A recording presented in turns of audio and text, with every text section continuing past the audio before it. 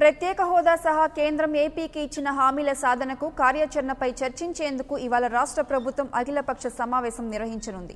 సచివాలయంలో మధ్యాహ్నం 3 గంటలకు సీఎం చంద్రబాబు అధ్యక్షతన అఖిలపక్ష సమావేశం జరగనుంది.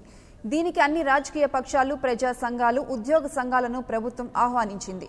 విభజన హామీల సాధనకు రాష్ట్ర ప్రభుత్వం నిర్వహిస్తున్న 3వ అఖిలపక్ష సమావేశం ఇది.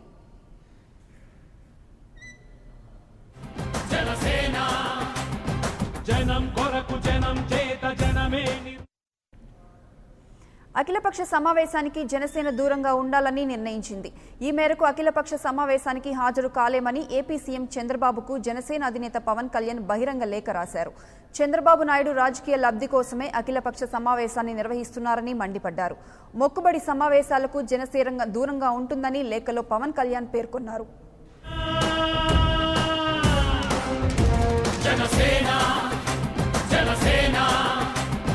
జనం కొరకు జనం చేత జనమే నిర్మించిన సేన.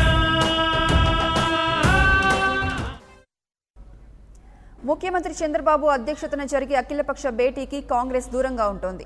కేంద్రంలో ఓట్ ఆన్ అకౌంట్ బడ్జెట్ మిగిలి ఉండగా ఇప్పుడు ప్రత్యేక హోదా కోసం పోరాటం అంటూ హడావిడి చేయడం వల్ల పెద్దగా ప్రయోజనం ఉండదని కాంగ్రెస్ పార్టీ విడుదల చేసిన లేఖలో తెలిపింది. ప్రత్యేక హోదా, విభజన హామీల అమలు కోసం ఏపీ కాంగ్రెస్ పార్టీ గత 4.5 ఏళ్లుగా గల్లీ నుంచి ఢిల్లీ వరకు అనేక పోరాటాలు చేస్తున్నామని తెలిపింది.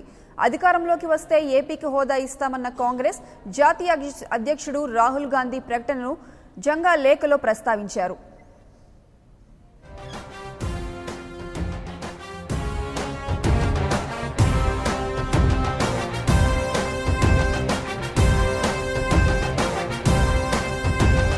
జనం కొరకు జనం చేత జనమే నిర్మించిన సేన. జనసేన. అలాగే వామపక్షాలు కూడా అఖిలపక్ష సమావేశానికి దూరంగా ఉండనున్నాయి. హోదా పోరాటంలో మాపై పెట్టిన కేసులను ఎత్తివేయాలని కోరామని, ఇప్పటి వరకు కేసులు ఎత్తివేయలేదని లేఖలో పేర్కొన్నారు. అన్ని రాజకీయ పార్టీలతో కలిసి కేంద్రంపై ఒత్తిడి చేయాలని మొదటి నుంచి వామపక్షాలు సూచించినా చంద్రబాబు పట్టించుకోలేదని విమర్శించారు. అటు అఖిలపక్ష సమావేశం గురించి తమకెలాంటి సమాచారం లేదని బీజేపీ రాష్ట్ర అధ్యక్షుడు కన్నా లక్ష్మీనారాయణ తెలిపారు. దీంతో ప్రభుత్వ అఖిలపక్ష సమావేశం ఏకపక్షంగా మారే అవకాశం ఉంది.